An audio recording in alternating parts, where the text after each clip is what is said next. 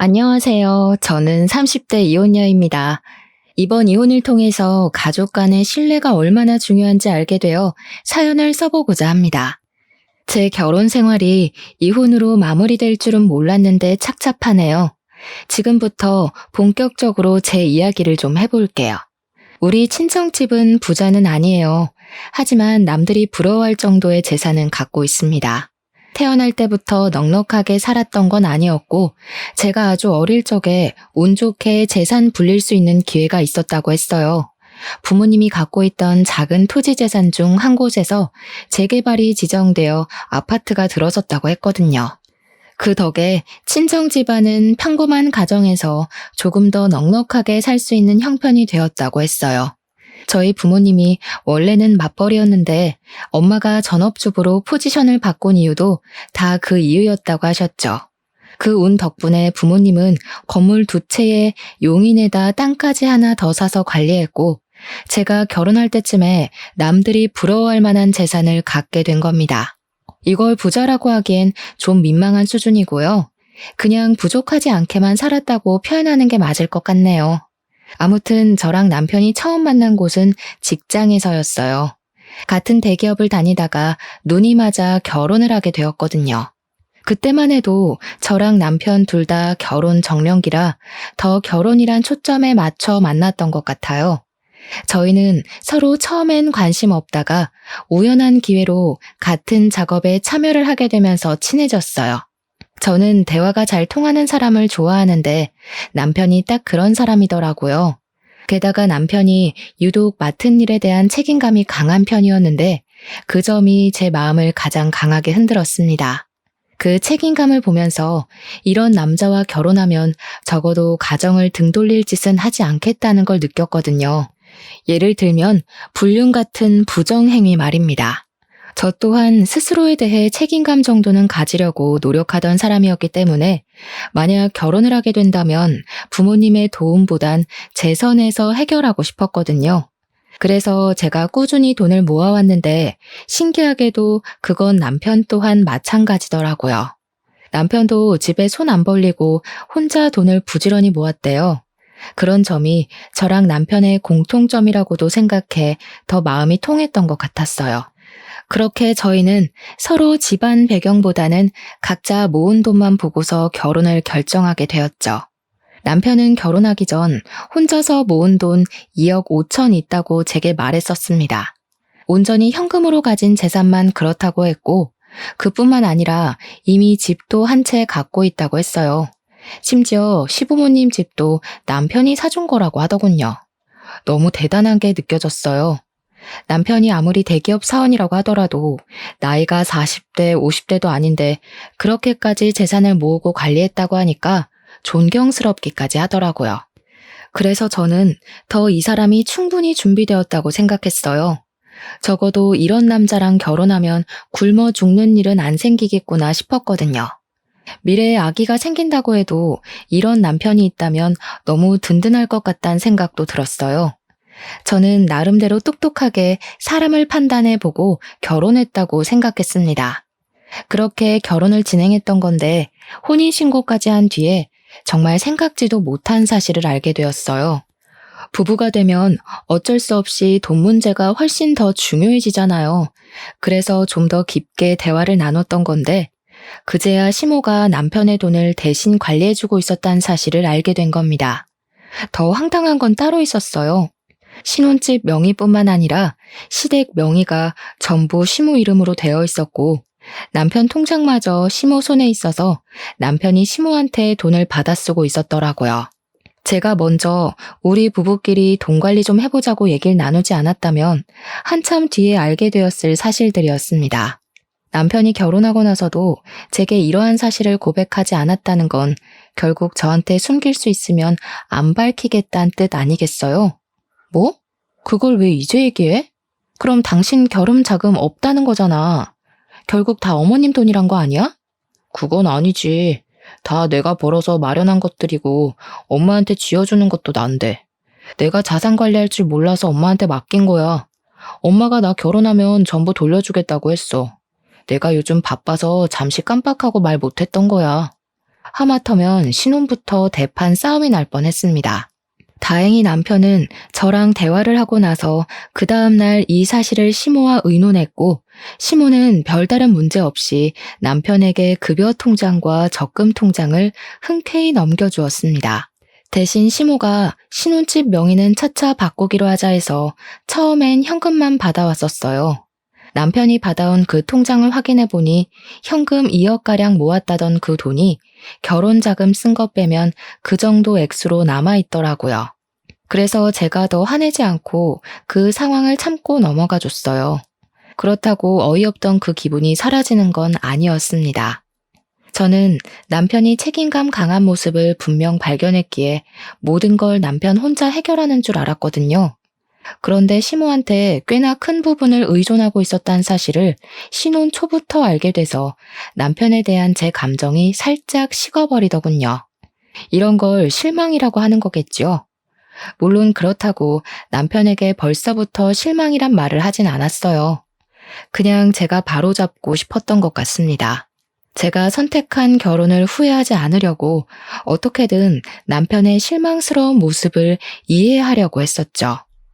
근데 이 사실이 생각보다 길게 갔고 큰 파장을 가져오리라곤 상상도 못했어요. 시모가 돈 개념이 워낙 강한 사람이라는 것도 이 문제 때문에 알게 되었는데요. 시모는 돈에 대한 애정이 조금 남다른 것 같았습니다. 어떻게 보면 제 주변에 시모만큼 돈에 진심인 사람을 본 적이 없어서 시모의 행동이 다소 집착처럼 보이기도 했어요. 시모는 제가 처음으로 용돈을 주었을 때 그 자리에서 바로 현금을 세어보는 행동으로 저를 깜짝 놀라게 했습니다. 그러지 말라는 법이 없기 때문에 그저 놀란 것이 다였지만 결코 좋아 보인 행동은 아니었어요. 그 용돈은 저랑 남편이 신혼여행 다녀오고 부부로서 잘 살아가겠다는 마음으로 준비했던 첫 용돈이었거든요. 양가 어른들께 똑같은 금액으로 드렸는데 시모만이 그 봉투를 받자마자 개봉해서 세어봤고 이내 저희에게 하는 말은 저를 더 놀라게 했었죠. 신혼여행 가서 재밌게 놀긴 했나 보구나. 돈이 얼마 안 남았나 보네. 그래도 앞으로는 이 액수보다 더 챙겨주겠지. 그럴 거라 믿을게. 저희 친정에서는 그 용돈을 받지 않으려고 했었는데 시모는 다음 용돈까지 바라고 있어서 당황스러웠습니다.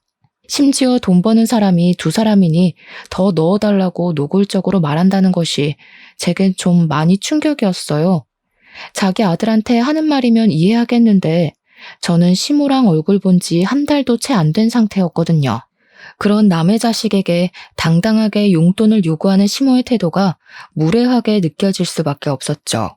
근데 또 시모는 용돈은 용돈대로 선물은 선물대로 따로 원하는 타입이기까지 했어요.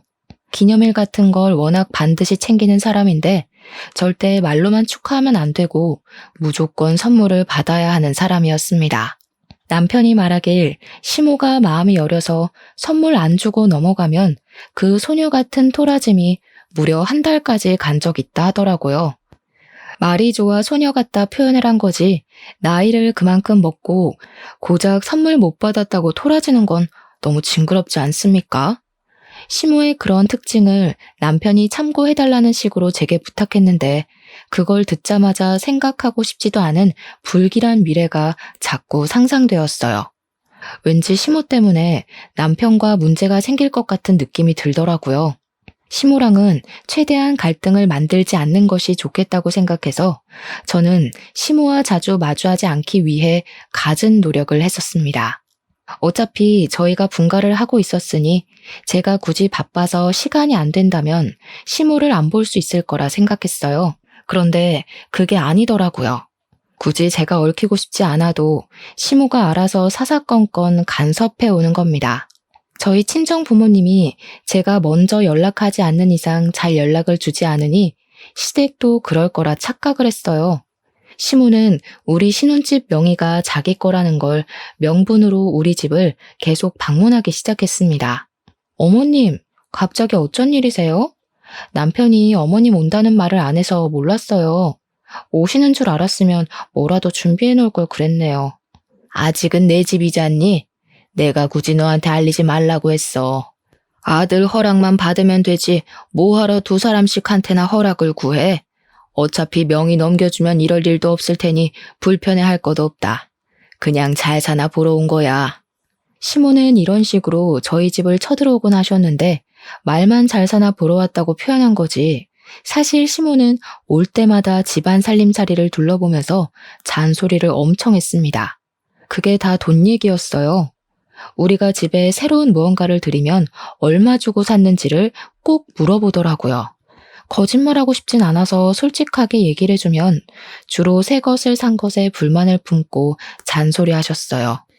요즘 중고도 상품 괜찮게 내놓는데 뭐하러 새 걸 사니? 이런 걸로 돈 아끼는 것도 다 살림하는 지혜야. 앞으로 나한테 먼저 상의하고 구매해라. 그래도 저희 지금 신혼이고 또 처음 쓰는 건데 새 것 하고 싶어서요.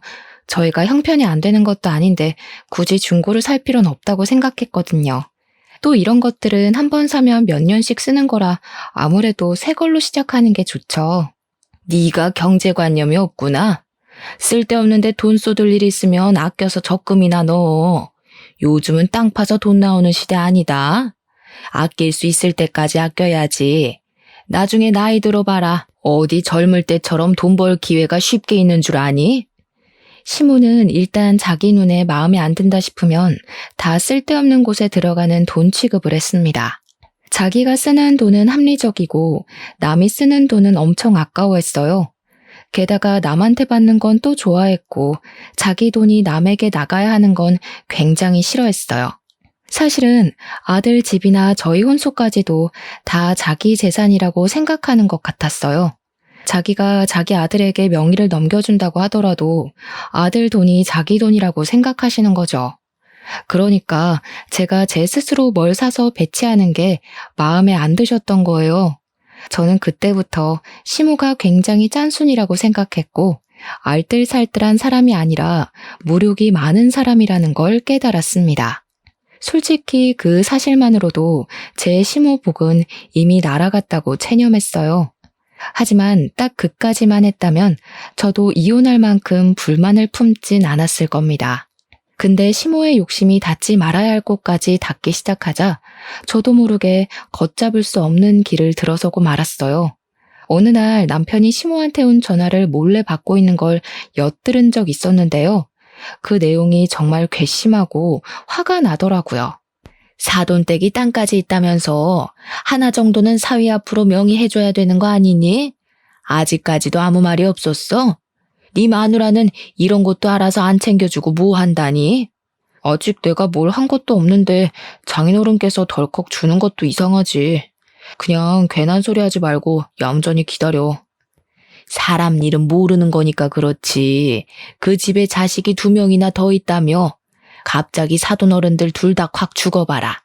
네 목 없을 수도 있는 거 아니야. 그럼 이 결혼 정말 손해잖니? 일단 기다려봐. 아직 결혼한 지 1년도 안 됐잖아. 한두 푼도 아니고 그렇게 큰 재산을 어떻게 검증도 안 된 사위한테 바로 넘겨주겠어? 듣자 하니 둘이서 친정재산 얘기를 몰래 나누고 있더라고요. 아무리 생각해도 시모 마인드가 진짜 어이없었어요. 우리 신혼집은 자기 명의로 해놓고 몇 달간 바꿔주지도 않고 있으면서 저희 개인 재산 간섭하는 걸로 모자라 이젠 친정 재산까지 몰래 탐내고 있는 거잖아요.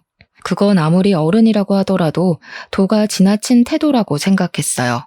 시모가 저를 보면서 속으로 친정 재산을 노리고 있었을 걸 생각하니 너무 거북스럽더라고요. 그 실체를 알게 되니 기분이 많이 언짢았습니다. 근데 여기서 제가 더 실망스러웠던 건 남편 태도였어요. 남편마저 시모와 별반 다를 게 없는 사람이더라고요. 시모가 하는 말도 안 되는 소리에 남편이 대답할 때마다 제 귀를 의심했습니다. 그 상황에서 남편과 시모의 차이점을 굳이 언급해보자면 시모가 남편보다 조금 더 성급했다는 거예요. 솔직히 시모만 그랬다면 100번 1000번 생각해서 그럴 만한 위인이라 생각하고 무시할 수 있었거든요. 근데 남편까지 시모와 같은 마음을 품고 있었다는 건 제게 유일한 기둥이 무너지는 기분과 같았어요. 남편이 그러는 건 못 본 척 넘길 수가 없겠더라고요. 저도 모르게 이성보다는 감정이 먼저 앞서갔어요. 저는 그 자리에서 안 숨고 바로 남편한테 다가가 뭐 하냐고 물었습니다. 그러자 남편 깜짝 놀라면서 시무 전화를 끊어버리더군요. 깜짝이야. 왜 남의 전화를 엿듣고 그래? 언제부터 있었어? 처음부터 다 듣고 있었던 거야? 처음부턴 못 들었지. 어머님이 우리 부모님 중내만에 하면서 재산 챙기라고 했던 거랑 당신은 거기에 반박은커녕 어머님 달래면서 기회 엿보고 있다는 것만 들었어. 그래서 우리 부모님한테 뭘 뜯어낼 생각인데? 뭔 개소리야.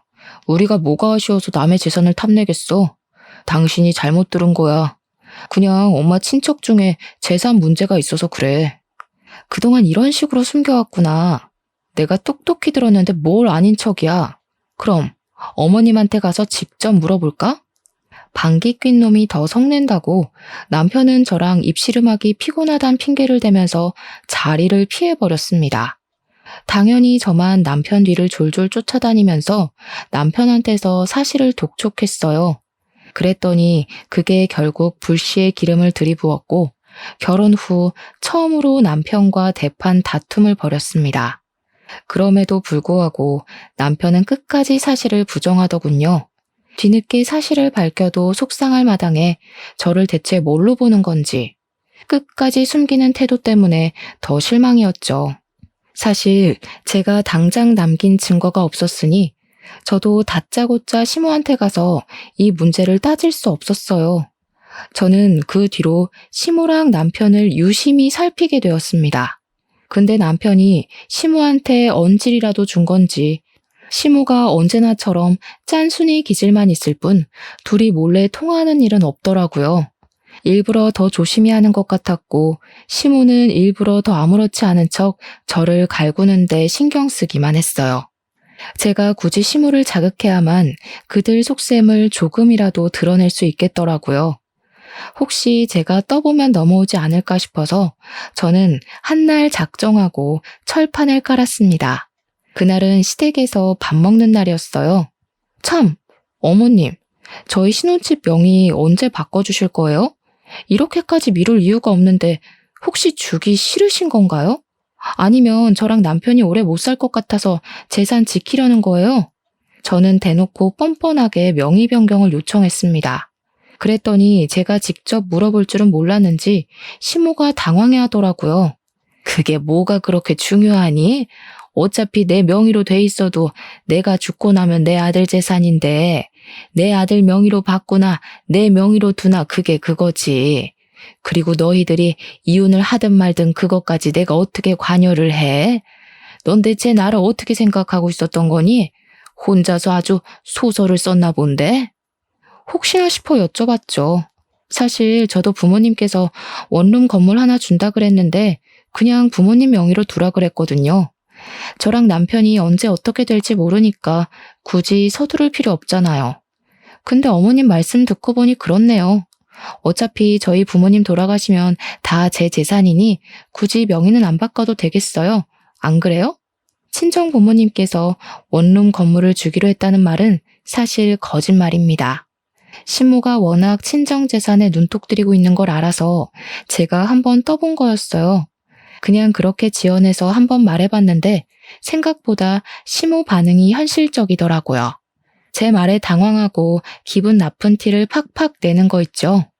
그 상황에서 남편은 밥만 퍼먹고 있었고 시모는 저를 보고 기막혀하는 얼굴로 노려보기만 했습니다. 저한테 따지고 싶은 게 많아 보이는 얼굴이었어요. 하지만 정작 자기가 뱉은 말이 있으니 저의 단호한 결정에 따로 반박은 못하더군요. 공짜 건물을 놓쳐서 기분이 많이 상한 것 같았습니다. 솔직히 그 얼굴을 보고 싶었던지라 아주 쌤통이라 생각했네요. 그날 이후로 시모랑 남편이 어떤 대화를 따로 나눴는지는 모릅니다. 대신 저희 집을 자주 찾아오던 시모의 발걸음이 뚝 끊긴 건 느꼈어요. 남편도 제 눈치를 보면서 잘해주기 시작했고 제 입에서 다시 건물 얘기가 나오길 기다리는 것 같았죠. 그렇게 좀 잠잠한 시간을 보내면서 서로 감정 상했던 사태가 수습이 되는가 했어요. 그런데 어느 날 예상치 못한 소식을 접하게 되었습니다. 제가 시댁의 코를 납작하게 눌러준 지 얼마 되지 않아서 우리 아빠가 하던 사업이 크게 망해버린 거예요. 그 탓에 친정이 갖고 있던 재산은 거의 몰수됐고 아빠는 약간의 빚만 져서 겨우 상황을 무마시켰습니다. 어린 시절부터 쭉 저희 아빠 회사는 강건했는데 생각도 못했던 아빠 회사의 부도는 저에게도 큰 충격이었어요. 그 바람에 친정 부모님은 결국 작은 원룸방으로 이사를 가게 되었고 친정 아빠는 순식간에 신용 불량자가 돼서 아무것도 할 수가 없는 상황이었습니다. 제가 모으고 있던 돈으로 친정 부모님께 집이랑 식비 등을 해결할 수 있는 여윳돈을 보내줘서 최악의 처지까진 면할 수 있었어요. 그래도 저랑 엄마는 아빠가 여기서 무너지지 않는 것을 더 중요하게 여겨서 따로 내조를 많이 하였습니다. 아빠는 가족들을 보면서 책임감을 절대 놓지 않았고 좌절할 여유도 갖지 않고서 바로 재기 준비를 하셨어요. 그런데 아빠가 신용불량자라서 사업을 새로 시작하더라도 명의를 아빠 걸로 하기 어렵더라고요. 그래서 제가 흔쾌히 빌려줬습니다. 사업장 등록이랑 사업장 임대 등을 전부 제 명의로 시작하게 된 것이죠. 이 문제로 저는 한동안 친정 부모님 보필하느라 정신없었어요. 당연히 제 친정 사정은 한 이불 덮고 사는 남편이 알 수밖에 없잖아요. 처음에는 저희 친정 부모님 걱정을 하더니 제가 돈을 못 모으고 친정에다 돈을 쓰고 있으니까 남편이 슬슬 한두 마디씩 얹더라고요. 그러다 장인어른 또 망하면 그 다음엔 어떻게 도와주려고 벌써부터 돈을 퍼다 나르고 있어? 나중에 나한테도 돈 빌려달라 손 벌릴 거야? 당신은 우리 부모님 고생하는 것보다 그게 더 걱정인 거야? 우리 부모님한테 괜찮냐고 전화 한 통이나 해주고 말을 해. 그리고 걱정 마. 주머니 사정 어려운 놈한테 손 벌릴 생각 없으니까. 남편은 원래 받고 싶던 재산을 못 받게 됐다는 생각 때문인지 저를 대하는 태도가 점점 변해갔습니다. 갈수록 예민해져선 일부러 시비를 걸더라고요. 술 먹고 집에 들어오는 날엔 마누라 때문에 자기 인생 망했다느니 처가에서 자기 등에 빨대 꽂으려고 한다느니 우리 친정 때문에 자기가 곧 거지 되게 생겼다고 그렇게 신세 한탄을 했어요. 재수없었습니다.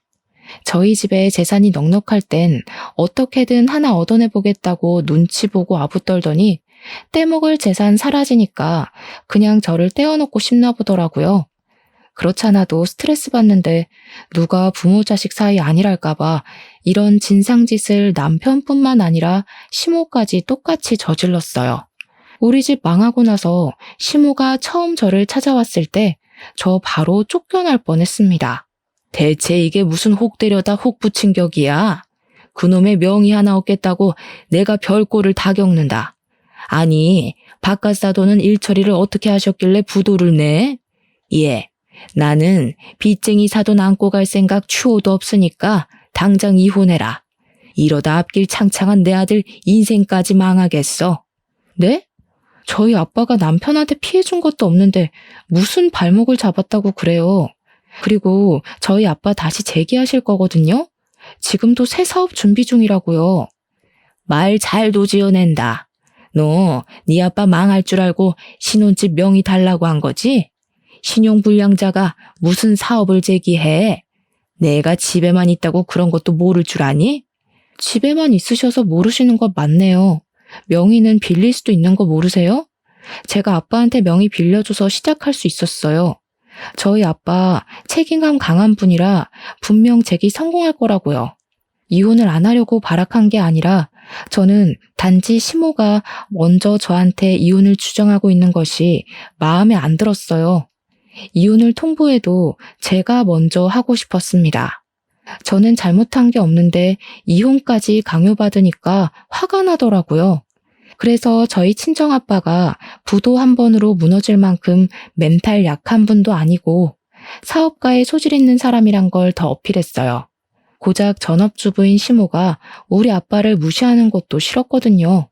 그런데 시모는 제 반박 때문에 더 이혼을 강력히 주장했습니다. 뭐? 명의를 빌려줘? 그런 중요한 사안을 왜 마음대로 정하니? 그러다가 그 사업까지 망하면 그 빚 네가 다 떠안는 거 아니야. 그럼 내 아들 인생 완전 쫑나는 거잖아. 이 사람들이 우리 집 재산 홀랑 훔쳐가려고 했나 보네. 순 도둑놈 집안이었구먼.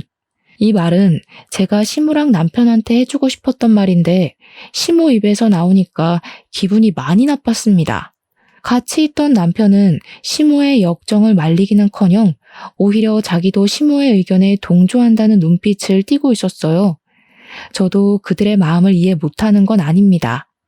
상대 배우자 집안이 부도가 나서 빚더미에 쌓였다거나 거지가 됐다고 하면 솔직히 불안할 것 같거든요. 그러나 이혼을 요구했을지는 모르겠어요. 너 때문에 내 인생 망하게 생겼다고 손가락질했을 것 같지도 않습니다. 그래서 그런가 두 사람의 태도가 너무 실망스럽고 정 떨어지더라고요. 어떻게 그리 바로 이혼 얘기 나올 수 있는지, 어떻게 남편은 시무가 대신 이혼 통보를 하는데도 그걸 가만히 듣고만 있을 수 있는지, 그 모든 순간이 제게 최악이었죠. 심지어 남편은 저 몰래 친정 부모님께 연락해서 이 사실을 밝혀버렸어요. 친정 부모님께 저와의 관계를 정리하고 싶다고 말을 해버린 겁니다. 친정 부모님한테서 연락이 왔는데 얼마나 죄송했는지 몰라요. 부모님께서 자신들 때문에 딸 인생을 망쳤다고 생각할 것 같더라고요. 남편은 그때부터 제가 싸움을 걸어도 자기는 이혼할 작정으로 막말을 해왔습니다. 입에 담기엔 너무 험해서 글로 표현할 수가 없네요. 그렇게 저희 상황과 관계는 극에 달할 대로 달해서 그야말로 심각한 우환이 찾아왔어요.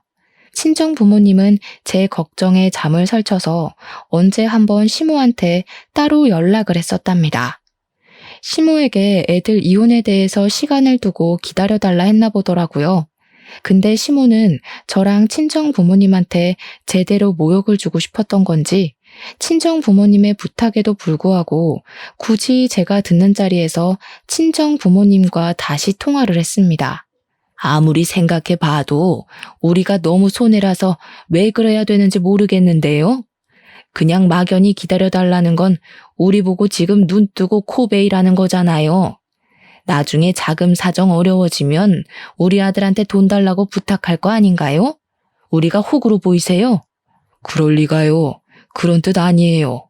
제가 이번에 준비하고 있는 사업 무조건 성공시킬 거라 이렇게 부탁드리는 겁니다. 제가 저한테 확신이 없으면 감히 이런 부탁 못하죠. 저 한번 믿어주시고 애들 이혼은 잠깐 보류하는 게 어떨까요? 꼭 보답할게요. 말귀를 못 알아들으시네. 사업가란 사람이 당장 상대방 말도 이해 못하는데 뭘 성공하겠단 거예요? 그쪽이 한때 돈 많은 사돈이라 해서 봐줄만 했던 거지. 그 집 딸내미가 어디 우리 아들같이 잘생긴 애랑 어울려는 줄 알아요? 당신 딸 볼 거라곤 집안 배경밖에 없어요. 근데 이제 거지꼴 됐으니까 값어치가 정말 떨어졌어. 나도 그런 며느리 필요 없어요. 시모는 제가 똑똑히 듣고 있는 상황에서 저희 아빠를 대놓고 무시하였습니다. 저 너무 화가 나서 쌀 씻고 있던 솥을 들고 그대로 시모한테 부어버렸어요. 정말 충동적인 행동이었죠. 물과 쌀알로 범벅된 시모가 놀라서 저를 쳐다봤는데 부모님 모욕하는 시모가 너무 사람 같지 않아서 저도 모르게 어른한테 해선 안 될 말을 해버렸어요. 어머님은 고작 며느리 흉이나 보는 무능력한 전업주부 아니세요? 아들 돈 없으면 길바닥에 나앉아서 돈 구걸하는 것밖에 못할 사람이잖아요. 배울 점이라곤 개미똥만큼도 없는 사람이 어떻게 우리 아빠를 무시해요? 진짜 주제넘네요. 그때 시모가 들고 있는 폰을 보니 전화가 끊어지지 않았더라고요. 아마 저희 아빠가 들었을지도 모르죠. 저는 속상해서 그대로 집을 나와버렸어요. 일을 이렇게까지 벌렸는데도 제가 차마 이혼을 두려워했던 건 사실 이유가 있었습니다. 그맘때쯤 임신이 되었기 때문이에요. 아이에게 한부모 가정을 만들어주고 싶지 않아서 최대한 힘써보고 일을 악물었던 겁니다. 제 감정은 이미 이혼을 하자고 마음먹었는데 새 생명이 생겨버렸다 보니까 머리가 자꾸 정말 이혼만이 답인 건지 고민하게 하더라고요. 저는 임신을 했다는 것도 산부인과 다녀와서 일주일 뒤쯤에 남편에게 밝혔습니다. 밝힌 이유는 그날도 남편이 저한테 이혼 얘기를 꺼냈거든요. 자기 엄마를 함부로 대하는 아내는 데리고 살기 싫다면서 말이죠. 그래서 임신 사실을 알렸더니 남편은 별로 놀라지도 않았습니다. 얼마나 됐냐고 묻다가 얼마 안 된 걸 알고는 바로 해결답을 내려줬어요. 지우면 되지 뭐가 문제야. 돈 때문에 그래? 수술하면 몸 힘들다니까. 지우는데 돈은 내가 내줄게. 대신 그거 끝나면 이혼하는 거다. 자기 자식이 생겼다는데도 아빠란 사람이 아이에게 하는 첫마디가 고작 저런 식이라니. 그 바람에 제가 결국 이혼을 결정하게 된 거였어요. 결혼 전만 해도 남편이 책임감 있다고 생각해서 믿고 따랐던 건데 막상 같이 살아보니 저와의 가정이 아닌 시모와의 가정에만 책임감을 갖고 있는 남편이란 걸 알았어요. 그걸 깨달았을 때 너무 허무했고 제 실수로 인해서 엄한 새 생명이 같이 상처받게 생겼다는 게 미안했습니다. 그래서 시모랑 남편을 용서할 수가 없었어요. 절대 그들이 행복하게 살도록 내버려 두기 싫었습니다. 조금이라도 저만큼의 고통까지 느껴봤으면 했어요. 저는 그들에게 이혼을 받아들이겠다고 얘기를 했어요. 대신 아이는 안 지우겠다고 했습니다. 그랬더니 이젠 양육권 문제 때문에 애 지우라고 겁박을 하더군요. 시모 집 나간 며느리 배에서 나온 아들 핏줄보단 돈이 더 중요한가 보더라고요. 그게 무슨 말 같지도 않은 소리니? 그런 식으로 우리 아들 발목 끝까지 잡고 있으려는 속셈 모를 줄 알아? 나는 내 손주를 이혼한 며느리가 낳게 할 생각도 없고 내 손주한테 이혼 부모가 있는 것도 용납 못한다. 시모는 남편을 재혼시켜서 자기 마음에 들도록 새로 가정을 만들 생각인 것 같았어요. 그런데 제가 집 나가서 애를 낳아버리면 족보가 꼬이니 그걸 두고 보기 싫었나 봅니다. 그래서 저를 틈만 나면 병원에 데려가려고 했고 아이를 지우게 하려고 애를 썼어요. 저는 이혼을 받아줄 때까진 그 신혼집에 버티고 있을 생각이었는데 아무래도 신변이 위험할 것 같아서 결국 야반 도주를 했습니다. 그 새벽에 친정으로 숨어들었죠. 저 당연히 스트레스 받은 것이 많고 사람 같지도 않은 그들에게 소송 이혼하고 싶었어요. 하지만 그때까지도 저희 집안이 어려웠을 때라 한 푼 두 푼이 아쉬웠습니다. 집안 형편이 빚더미인데 무슨 소송을 할 수가 있었겠어요. 그래서 눈물을 머금고 그들이 원하는 대로 합의 이혼을 하자고 했죠. 근데 역시나 애를 지울 때까지 이혼을 안 해주겠다고 하더라고요. 그렇게 이혼이 미뤄지면서 별거만 하길 1년이 지나버렸습니다. 저는 이혼을 하지 못한 채 출산을 먼저 하게 되었어요. 정말 예쁘고 사랑스러운 딸을 낳았는데 그 축복과 동시에 우리 친정에도 드디어 쨍하고 해뜰 날이 찾아오게 되었습니다. 아빠가 저랑 새로 태어난 손녀를 보곤 더 책임감에 불타올랐던 것 같았어요. 열심히 피땀 흘려 끝내 사업 재기를 성공한 겁니다. 그날의 희열은 정말 꿈만 같았습니다. 한번 날개를 한 아빠는 나이를 거꾸로 드시는 것처럼 무섭게 일어서기 시작했어요.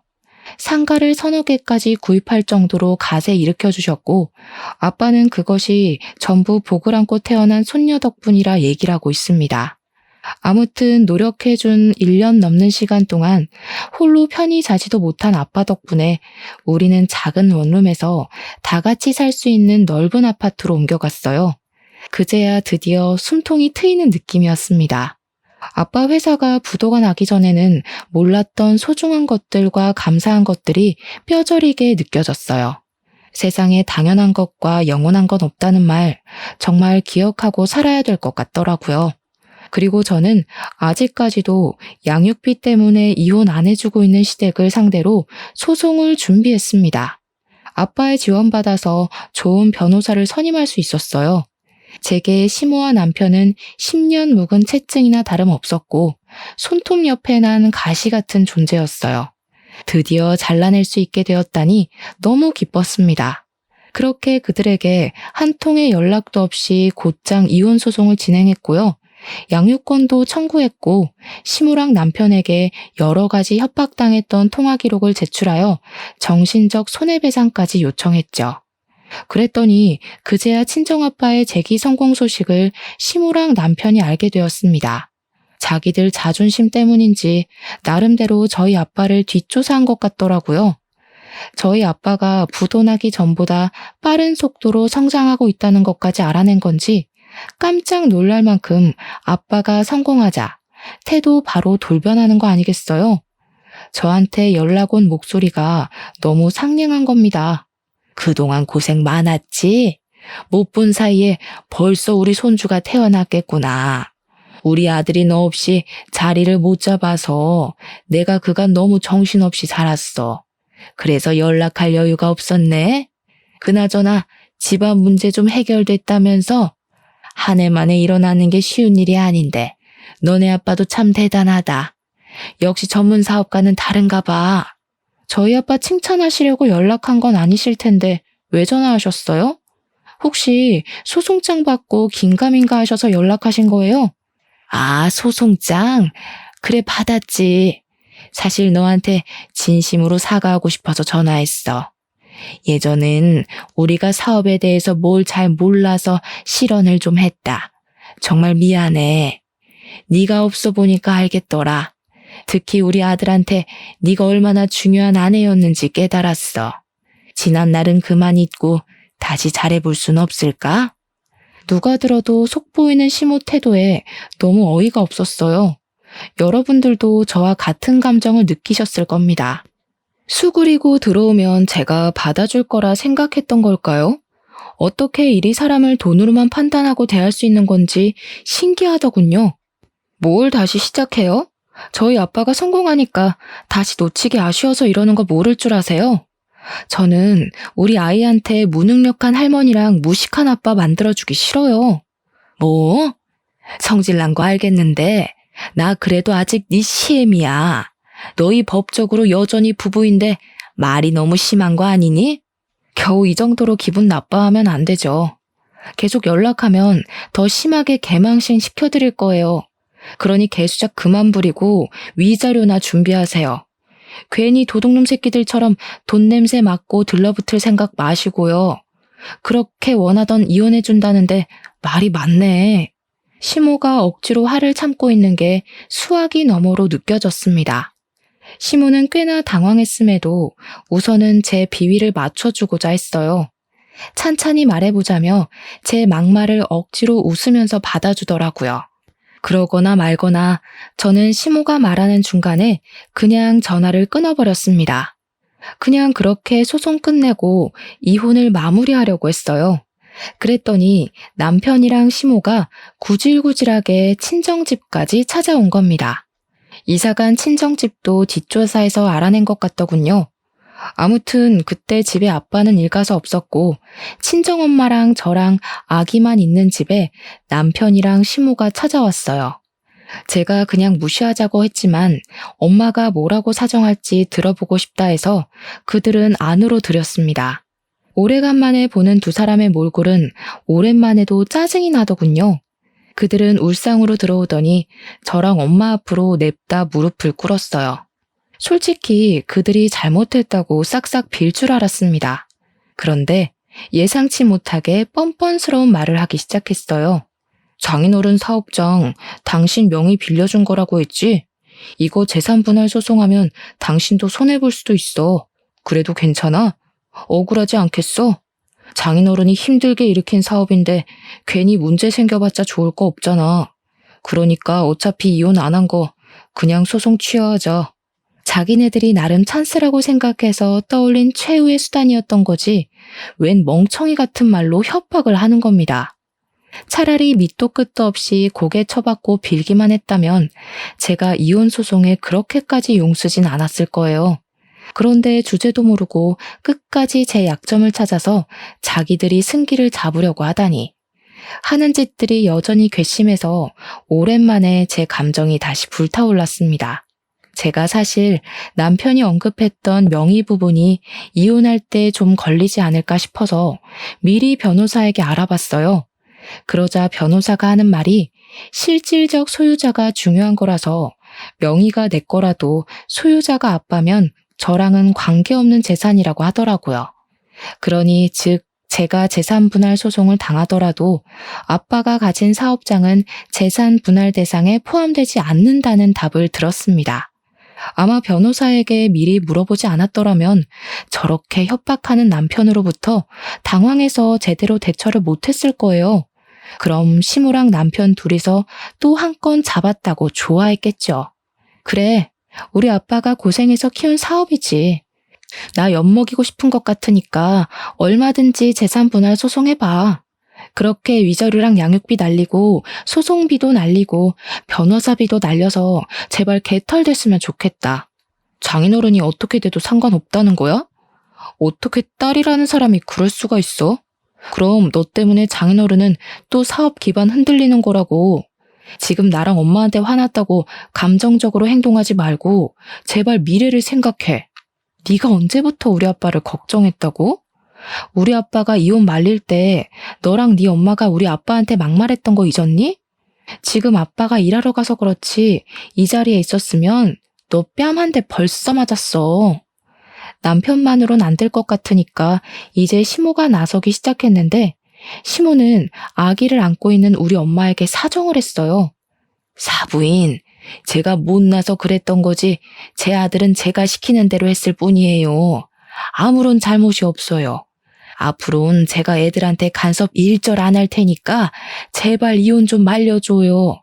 참 할 말이 없네요. 어떻게 눈앞에 자기 새끼가 있고 손녀가 있는데도 오로지 손익 걱정뿐일 수가 있어요? 진짜 사람한테 값어치가 있긴 있나 봐요. 사부인 아들내미는 이제 이혼남 돼서 더 똥값 된 것 같은데 재혼이 가능하겠어요? 이럴 시간에 시집 못 가고 있는 아줌마들이나 알아보던가요. 엄마는 시모랑 남편을 향해 아기 위생이 안 좋다고 그만 나가라며 쫓아버렸습니다. 남편이 계속 매달리려고 해서 신발장에 둔 소금 단지를 열어 소금을 뿌리기도 했어요. 그게 남편과 시모랑 마주하는 마지막 만남이었습니다.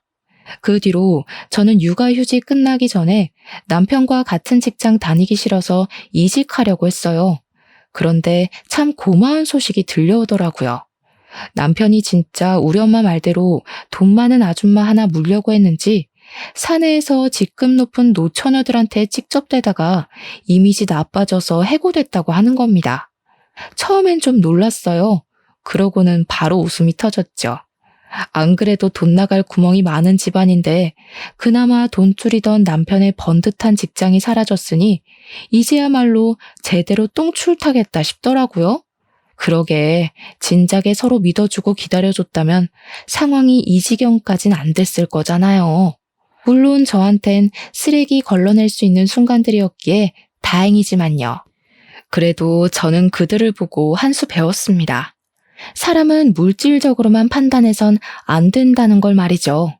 사람의 감정과 신뢰를 가장 쉽게 망가뜨릴 수 있는 것이 돈이라고 생각해요. 물론 돈이 살아가는데 중요한 필수 조건은 맞아요. 그러나 유일한 조건은 아니라는 겁니다. 제발 이 쉬운 법칙 하나 받아들이지 못하는 창피한 어른이 되지 말도록 합시다. 제 사연은 여기까지예요. 글 쓰는 동안 제 이야기를 전할 수 있어 즐거웠습니다. 들어주셔서 감사합니다.